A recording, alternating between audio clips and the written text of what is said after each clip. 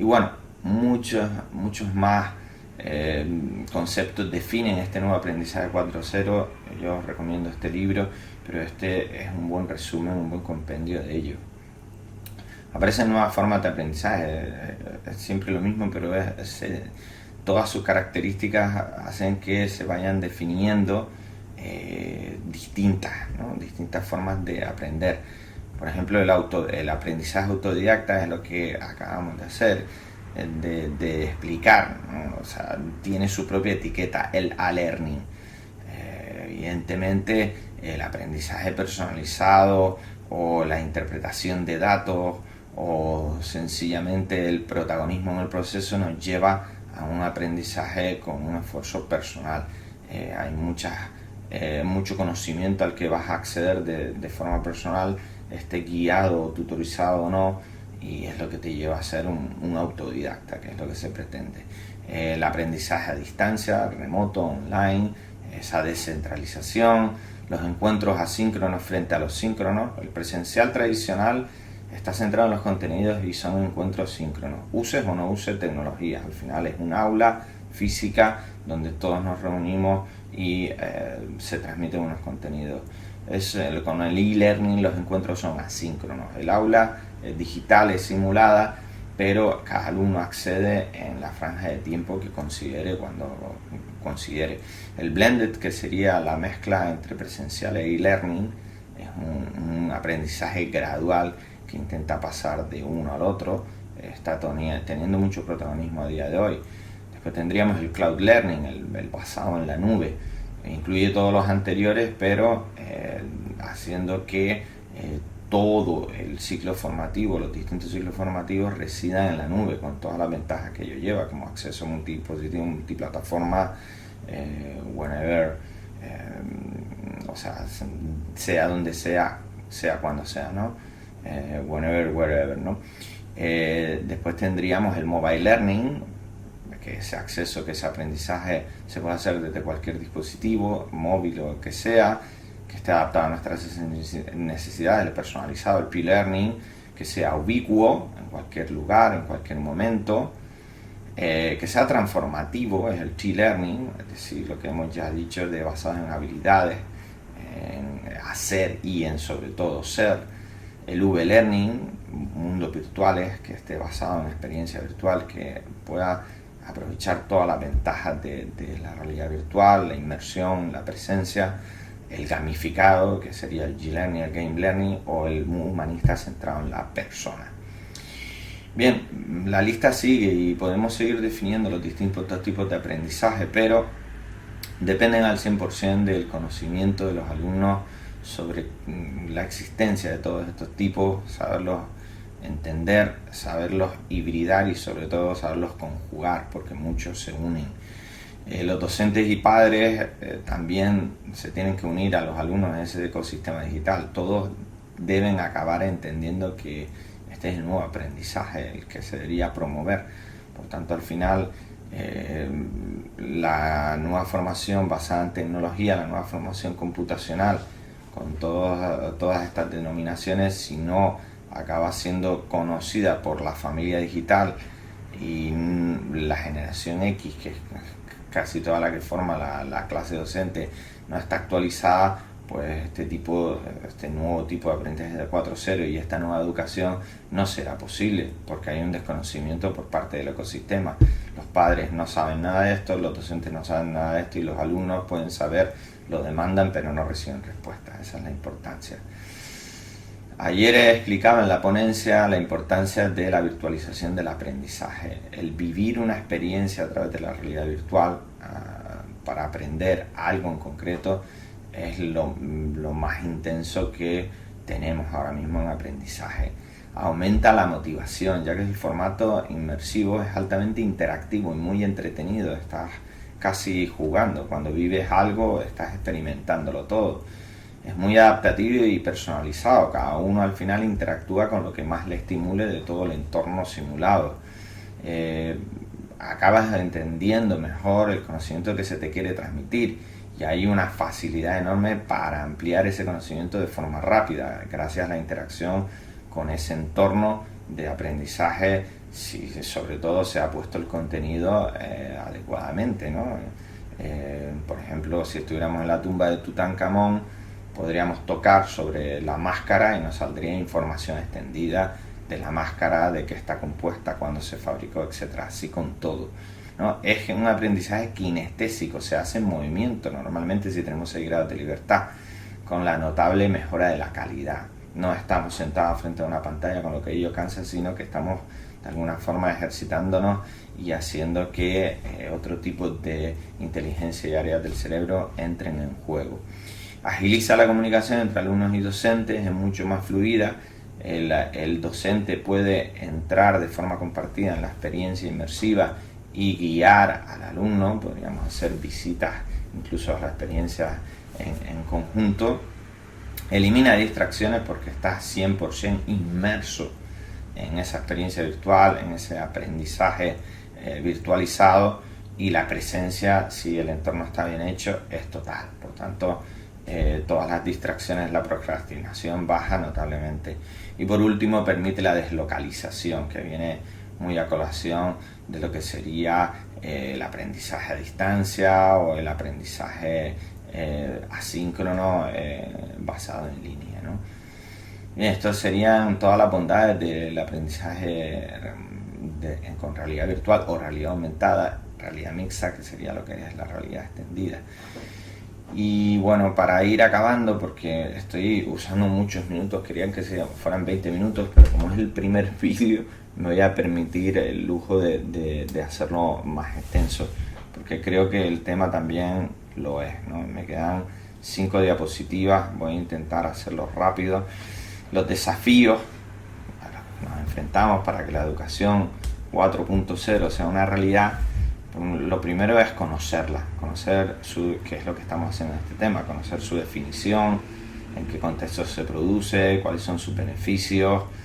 Eso nos llevará a una expansión del aula o a la aparición del aprendizaje personalizado. Cuando conozcamos la educación y empiece a implementarse, si se empiezan a usar plataformas y herramientas adecuadas, veremos que el aula se va a expandir de forma natural, porque en el medio digital esta expansión es lo más natural que se va a producir. Ya lo hemos visto con plataformas como Moodle o e-learning, permite no solo la deslocalización, sino que el número de alumnos sea mucho mayor. Pero para ello se tiene que tener, y es un desafío, una buena capacitación en estas herramientas para que la educación 4.0 sea una realidad. Primero nos tenemos que capacitar con las herramientas y plataformas. No tiene sentido entrar en lo que sería el aprendizaje 4.0 si no sabemos usar, por ejemplo, una plataforma como Moodle, que tiene su curva de aprendizaje y hay que conocerla. Para esto nos llevaría para que la educación 4.0 sea efectiva, nos llevaría a que la docencia se convirtiera, ¿no? El ecosistema docente, los docentes y educadores se convirtieran en facilitadores del contenido, y a los alumnos los llevaría a que realizaran una autogestión del conocimiento, ¿no? Los docentes como facilitadores del conocimiento y los alumnos como autogestores del propio conocimiento que quieren aprender. Pues esto es un gran desafío para que esto se convierta gradualmente, ya digo, en esto. Pues va a llevar su tiempo, no va a ser fácil. Al final lo que queremos es obtener alumnos, que los alumnos, las instituciones educativas, los docentes, los padres y los representantes entiendan el nuevo modelo. Eso sería lo primero, que después, a través del uso de la tecnología digital, las herramientas, procesos y plataformas, se puedan aplicar estas nuevas formas de aprendizaje y se vayan integrando gradualmente, vuelvo a repetirlo, de forma práctica y significativa en el ecosistema educativo y que aparezcan estos nuevos modelos educativos. Nos llevará a mejores posibilidades de formación, mejorar el nivel competitivo y lograr esa transformación digital de la educación. Pero es un enorme desafío. Todo esto es un largo camino, no se va a hacer fácilmente. Y lo que se necesita es que se invierta en ello, invertir en educación, en esta readaptación de procesos y lograr verdaderamente esa capacitación de los recursos humanos, que es lo que pretende, por ejemplo, este curso. Si los docentes no se forman, si la familia digital no se forma, si todos no acabamos de entender el nuevo modelo nunca aparecerá, no se pondrá en práctica. Y ello ocurre ello podría acelerarse gracias a la automatización. Es decir, la inteligencia artificial y la robótica podrían beneficiar mucho a la educación para que esta educación 4.0 apareciese. La automatización es un cambio en el empleo tradicional, eso hay que tenerlo en mente. La forma de trabajar va a cambiar por completo, queramos o no, y aparecen nuevas profesiones. Es posible que solo este cambio de mentalidad de que el docente se convierte en un facilitador del conocimiento es un gran cambio. Hay muchas tareas que dejaremos de hacer porque pasarán a ser realizadas por la tecnología, y tenemos que también revisar cuáles son nuestras habilidades, porque seguramente habrá que cambiarlas como docentes. No solo es inculcar nuevas habilidades en los alumnos, es que nosotros también nos las tenemos que autoinculcar. ¿Dónde podemos ser buenos? ¿Dónde el ser humano va a ser bueno? Pues en lo que la máquina no podrá hacer, que esperemos que sea mucho. Donde el ser humano marque la diferencia, donde se aporte valor. Y ahí sabemos, y ya lo dije en la ponencia, que en humanidad, en empatía, en entender las relaciones, en saber descifrar cuáles son las emociones, la máquina aún está muy lejos. Y ahí es donde el docente como facilitador puede aportar muchísimo. Sería este tecnohumanismo, este segundo renacimiento, estas tecnologías del aprendizaje del conocimiento centradas en las personas de las que venimos hablando. Es decir, en la industria 4.0, en la educación 4.0, las personas son el centro de la transformación digital. Esta transformación va teniendo cada vez más éxito porque de verdad lo que se quiere es que haya un tecnoantropocentrismo que esté centrada en las personas. Para ello se deben fortalecer las competencias digitales de las personas, sobre todo los más afectados por la automatización y el trabajo remoto. Como dije en la ponencia, o lo hacemos todos a una o esto no funcionará. Un área que lo está haciendo muy bien son las STEM, es decir, lo que es ciencia, tecnología, ingeniería y matemáticas ya llevan haciéndolo, es un buen ejemplo a seguir. En las STEM se produce mucho el trabajo en equipo, los procesos de ensayo-error, el aprendizaje con un tecnopositivismo, con una mentalidad en positivo sobre que la tecnología nos da más beneficios que problemas, y a las STEM se están uniendo otras partes como las STEAM o las STEM, es decir, aparece la A de arte o la P de filosofía, ¿no? Es un aprendizaje basado en proyectos ABP. Es decir, a la ciencia, la tecnología, la ingeniería y la matemática empiezan a unírsele las humanidades, ya que esta forma de aprender se puede extender a toda la educación. El enfoque de las STEM siempre ha sido el de resolución de problemas y experimentos, ya mismo que eran cosas deseables de la educación 4, conceptos deseables en la educación 4.0. Y como he dicho, son proyectos reales, ¿no? ABP, aprendizaje basado en proyectos reales y personalmente significativos, que sean experiencias de aprendizaje significativas para los alumnos. Por ejemplo, tenemos los formatos Hackathon y Bootcamp, que son trabajas en proyectos en estos formatos durante un corto o un largo periodo de tiempo. Los Hackathon suelen durar un fin de semana y los Bootcamp suelen durar meses y están muy presentes en las STEM. Al final desarrollas un conocimiento profundo, un pensamiento crítico, colaboras en equipo y aplicas soluciones creativas a un proyecto en concreto que es con el que trabajas durante esos periodos de tiempo. Desarrollas habilidades de comunicación, conceptos complejos y sobre todo lo haces a través de la práctica de la experimentación. Por tanto, este modelo que han seguido las STEM debería trasladarse al resto de lo que sería el modelo educativo general. Y para ir acabando, porque ya en vez de 20 minutos el vídeo creo que va a durar 34 minutos, pero no pasa nada, en este segundo tema ya iré ajustándome para los siguientes.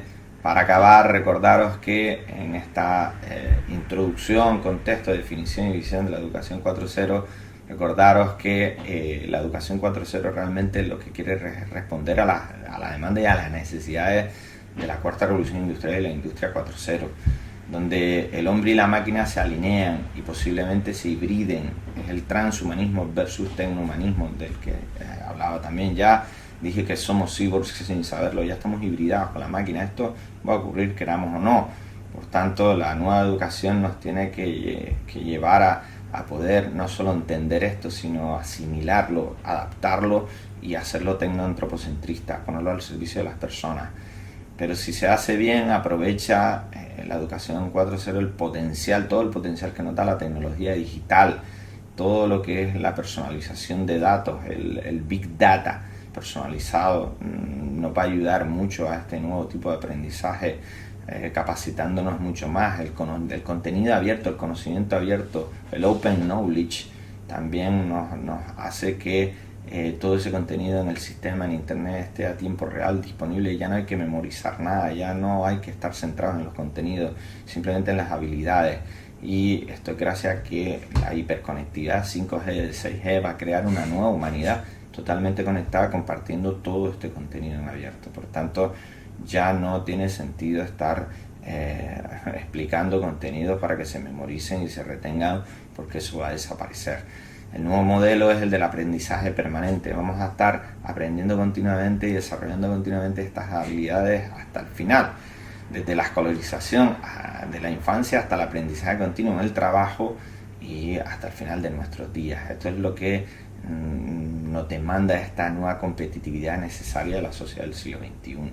La visión es asimilar que la nueva educación 4.0 no está centrada en los contenidos, como bien acabo de decir, sino en crear alumnos competentes que saben hacer, que saben fluir en el gran ecosistema digital y sobre todo que saben ser personas. Porque si se hace bien, la tecnología estará centrada en las personas, en el ser humano. Y por último, nuestro curso va a tratar sobre la inteligencia artificial y la realidad extendida de la educación 4.0, porque hay que aterrizar en alguna área concreta y explicarla con casos prácticos que se puedan llevar a las aulas, porque si no todo queda de una forma muy teórica. Y con esto acabo el vídeo, que espero que os ayude para poder estudiar este tema, que subiré al Moodle como tema 2. Y bueno, lo que viene a decir es que la realidad extendida y la inteligencia artificial son ante todo experienciales, se experimentan, y por eso esperemos que sigan haciéndolo, están cambiando la dinámica de las aulas donde se están utilizando, permitiendo un mayor enfoque en los aspectos cooperativo y competencial, tal como vimos cuando se producen en las STEM, y donde los contenidos pasan a estar centrados en los estudiantes. Todas las experiencias, tanto en realidad extendida como en inteligencia artificial, se centran en las personas, permitiendo desarrollar un aprendizaje totalmente personalizado y adaptado a cada uno de los alumnos, a cada uno de ellos. Pues estos serían las ventajas, sobre todo los beneficios de usar inteligencia artificial y realidad extendida en esta nueva educación 4.0. Y con esto y 37 minutos, he puesto 17 minutos más, perdonadme por este primer vídeo, pero cada vez intentaré ajustarme mejor. Lo dejamos en este segundo tema. Gracias y hasta el próximo.